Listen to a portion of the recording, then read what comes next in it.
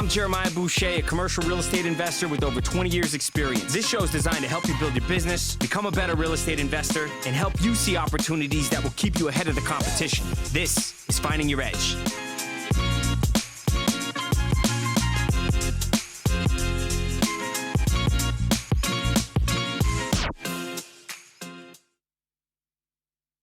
For those that were listening, I was spilling my heart to Jeremiah about his story and how basically he started.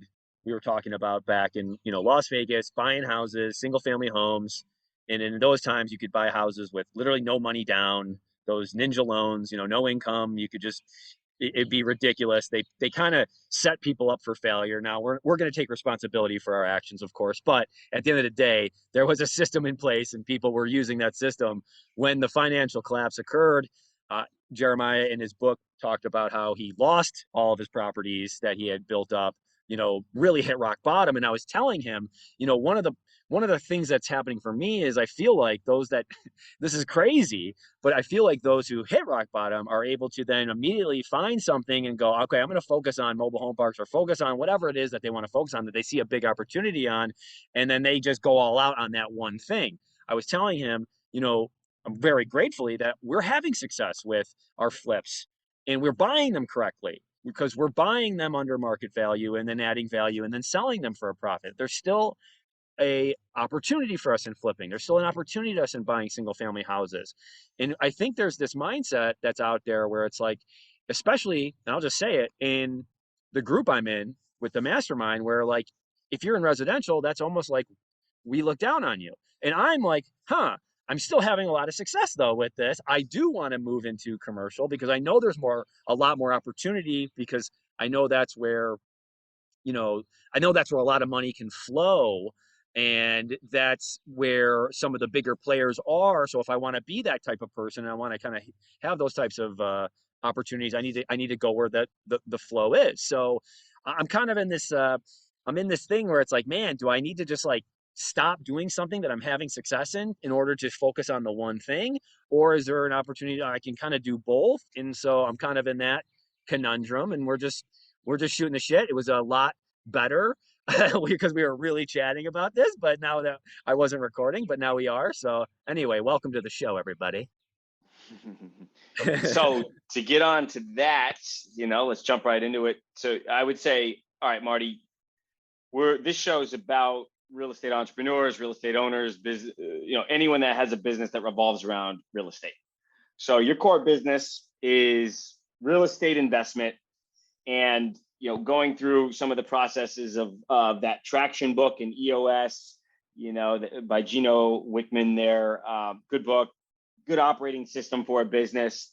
I think it for me, having that framework where now I have to go through these exercises if I'm going to decide to run my business through this. And it's a very simple framework that allows me to communicate key ideas across the organization so that I can get the people that I have hired or that I've decided to be on my team and go allocate their resources to my strategy. So you're defining your strategy right now.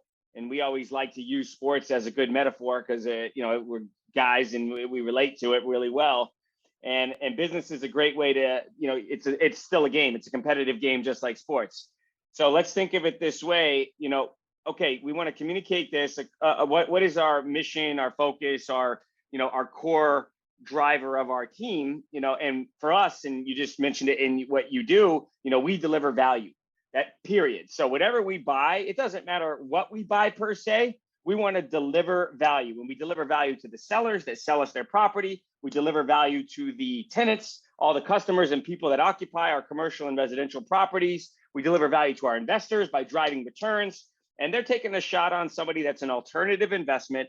It's different. It's unconventional. It's a young and hungry guy that knows what he's doing. He's done it for a while, but now, he's out there ramping it up, needs capital. So they want, 20% plus returns if they can. They're gonna jump on us and see how we grow, and they want to be compensated for that.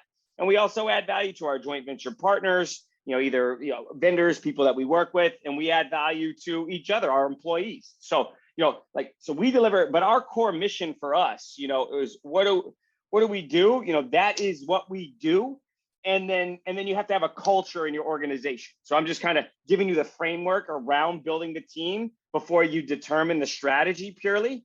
And really that culture for us, as I went through this whole thing where, culture is more important than I thought, because yes, we need the skills, we need the technical skills to do the marketing and have the sales expertise and finesse to, build trust and close deals and to communicate and understand. I mean, that stuff is essential, and know the accounting and the CapEx and the development and the operations. Like, that is the nuts and bolts, the blocking and tackling of the business.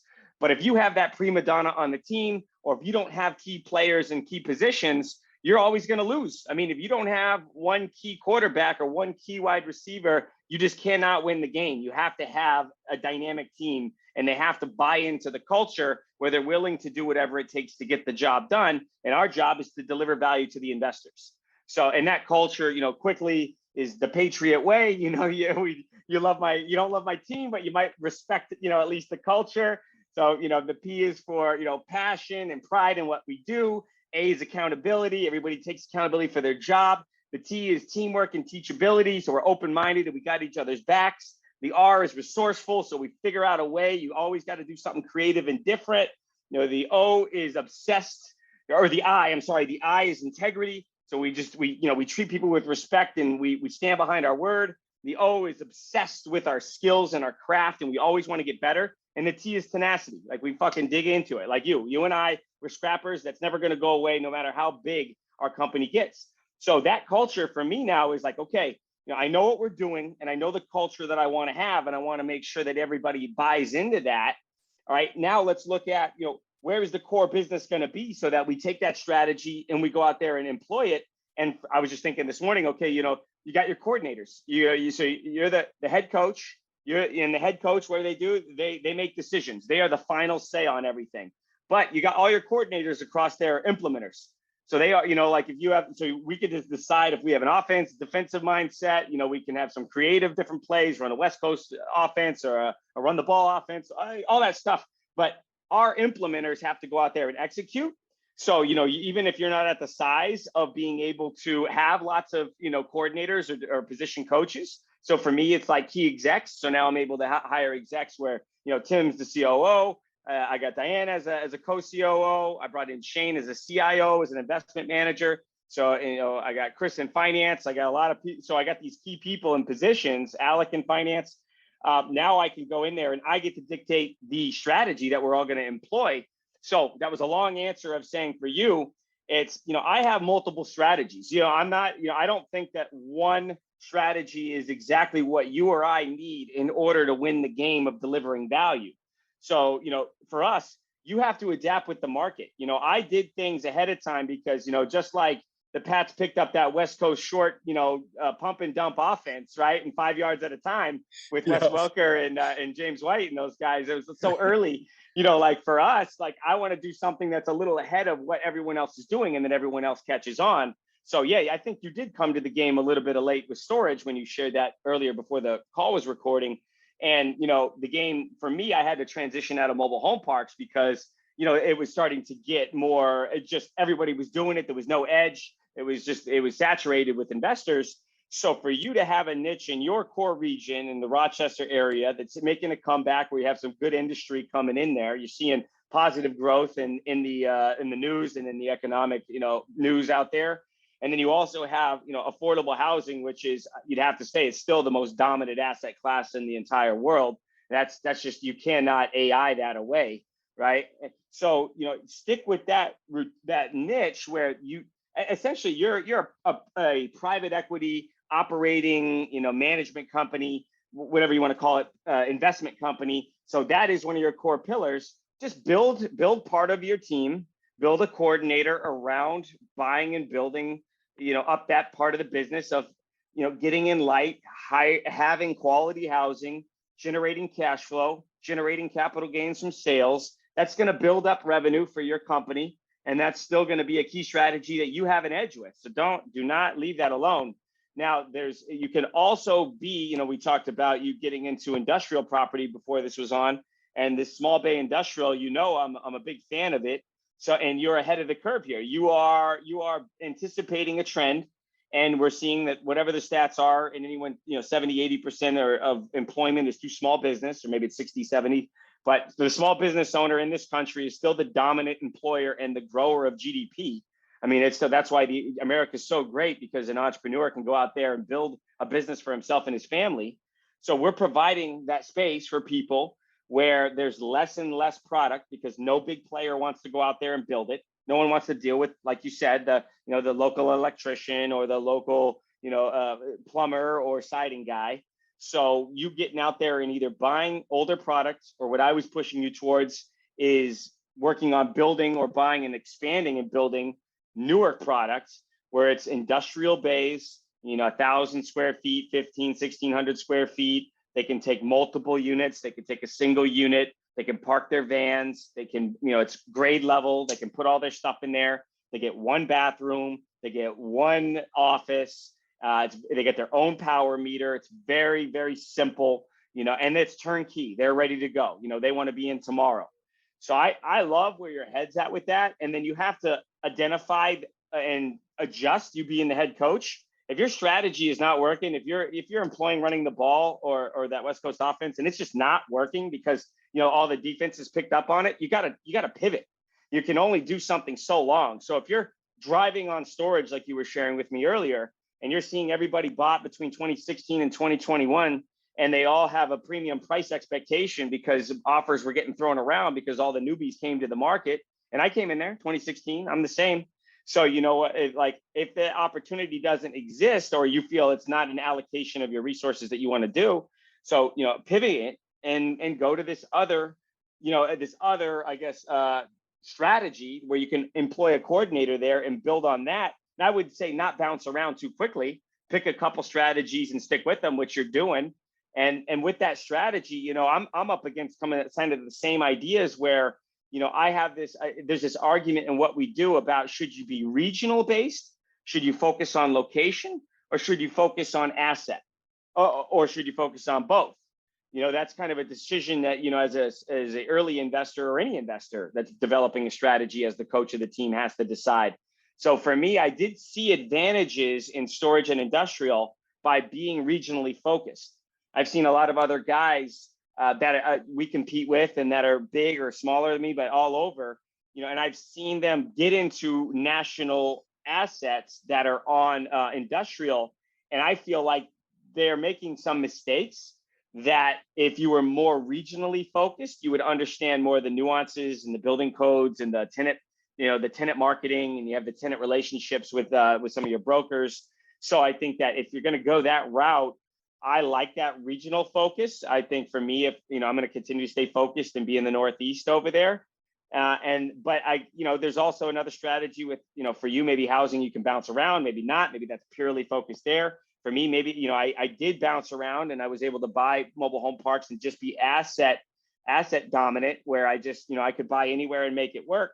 But that's a decision I'm still mulling around. So I think you getting clarity on that strategy and then working simultaneously where, that single family home market, though, there is a cap. I guess if you stay regional and you stay in that one asset class, I think there's only so far, and unless you argue with it, that you can grow that business. And then you have to channel that into the commercial real estate assets that so many investors, smaller investors, want to do, and then take that vehicle and be able to grow and scale that vehicle. But from what you told me at the beginning of the call too, is like, your ambition is not to have, 5 million square feet of industrial. You want to have, a couple of great projects to start, have, I'm assuming low CapEx, somewhat newer product or decent product, good quality tenants that are going to service the community for forever.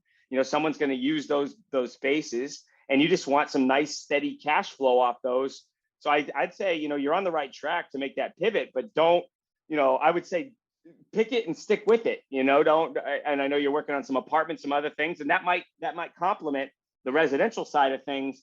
But I think that 2 or 3 asset classes, ideally 2 core is and maybe 1 dominant region for me at this stage, that helped me a lot grow my business and get a handle on all the operations and all the perceived, or not even perceived, all the potential errors and the potential fuck ups, for lack of a better word, that I could make, right? Because I had some synergies that could help fix those screw ups because I didn't know all the different things about industrial or about certain regions, about leases or tenants. So I don't know what you got out of that, but that's my advice for you.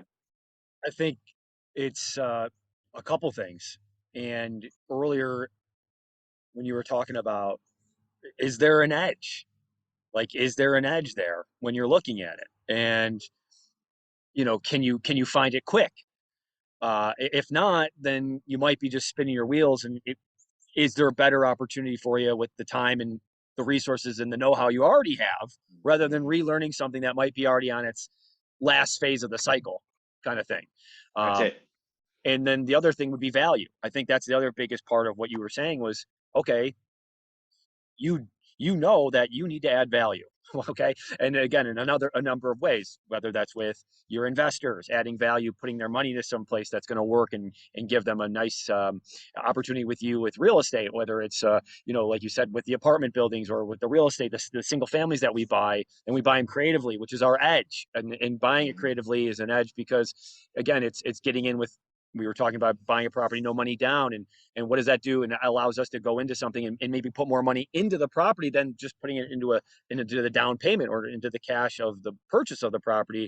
And that gives our edge with our tenants and making sure that we're doing a really, really good job with our management. And even more so, where we didn't do such a good job was, and this is going to sound counterintuitive, but we weren't raising rents on uh, a strategic, yearly basis. We weren't doing that. And what happens is, I feel like there's a lax that goes on where you might not get to a maintenance problem as soon as you need to, because the rents are a little lower. And like, well, this person's been there forever. And again, you kind of can sell yourself on that. But I feel like when we push our rents, the tenants are better and we're better, and because they expect more, and it's good for the company, and it's good for, I think it's good for everyone involved, and it's just good for that little ecosystem that you're creating in your company and with your tenant and for your product. You get better product. And anyway, so that was the really the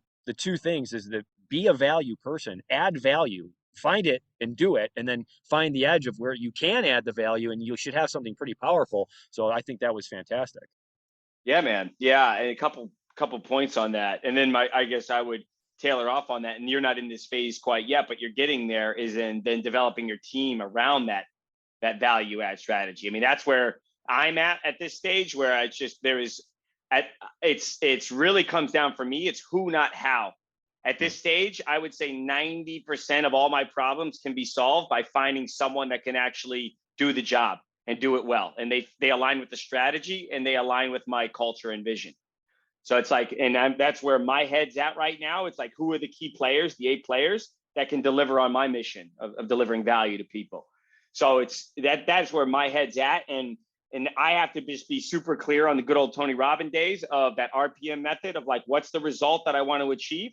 And then what's the purpose? Why am I doing it as the leader? And then what is the map? What is the map to get there? And for me, I now have more resources. For me, the map is that hiring these key people, aligning the incentives in a way where they get, units in our fund, or they get, a larger compensation, or they get free time on the Friday, whatever it is, or they get this feeling of community and connection that they are, important, and that they are adding value and improving their lives and other people's lives, investors and their families' lives. So it's like, people want to feel connection. They want to feel like they're aligned with our vision and mission and our culture, and being able to buy into that. And I was so busy, just doing the day-to-day, just trying to get by. I didn't have time to implement any of that stuff. And I've made it a key priority. But I think, for a leader like you, early in a company, and you're in like the lower leagues, and you're elevating yourself into minors, majors, right to the pros.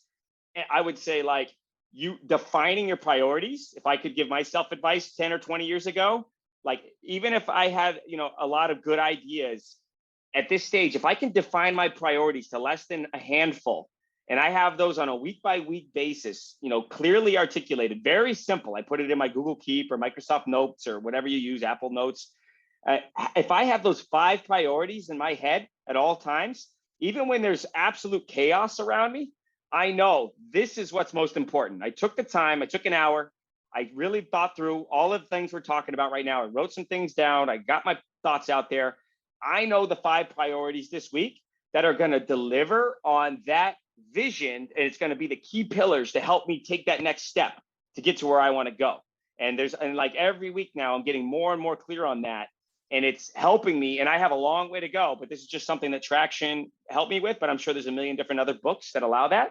And now I'm helping other people in the company define their 5 priorities at all times. These are your key priorities. Because I was, in our annual meeting, it was people said communication and clarity were their biggest concerns in the company. And hearing that from the top down, made me wake up and say, okay, I got to get better at this. I got to communicate, what this vision and mission is, and we got to track it to get there so people know we're getting close or we're not.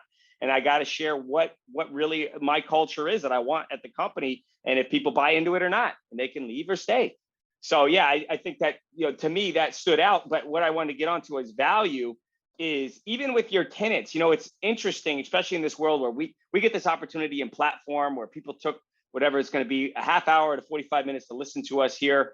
And, the asset is the attention. We get to share our communication and hear other people communicate. And this is a fucking amazing thing that's an innovation in the last few years. And this platform to be able to share, with what you're doing with your tenants, you have these older tenants, or you're on low income, or it's workforce housing, or it's family housing. Even if you're discounting the rents, Marty, even if you're consciously choosing, like, I don't want to raise the rent on this person, that's fine. That's fine. But you need to communicate the value that you're adding. You have to share and create the standard and framework and the paradigm that these are market rents. So we provide you a great product, and we're not slumlords that just keep the rents low and try to just not touch the property. We're going to provide great management. We're going to provide great improvements at the property, amenities. And then, we're going to give you good service and listen to you. We respect you. Now, if you want to keep the rents discounted, that's fine. Just like the big storage operators do. Just, you have to let them know they got a concession. Like, you delivering value to them. For them being a valued tenant, you're going to give them a discount and concession. So they better know that. So when you send that invoice out, you better say, hey, this is the fair market rent, and you're getting, for being a valued customer, you're getting a 5 or 10% discount or whatever it ends up being. And you can raise the rents too. I mean, you can just share, hey, these are the market rents. This is what we offer. We want to deliver the highest quality product. In order to do that, we have to charge. But, you have to be able to share that, because people that don't perceive the value don't value it. Kids that get money for free don't value it. They just spend it like there's no value to it. So you have to make sure your tenants acknowledge that they're getting value, and they might not even know that. And then they're going to feel the reverse. They'll feel entitled that, why my rent's this? Why are you raising it on me? Because, I should have low rent. You're a scumbag. No, market rents are here. This is what it is. And this is where we're giving you rent. And this is the value we're giving in return.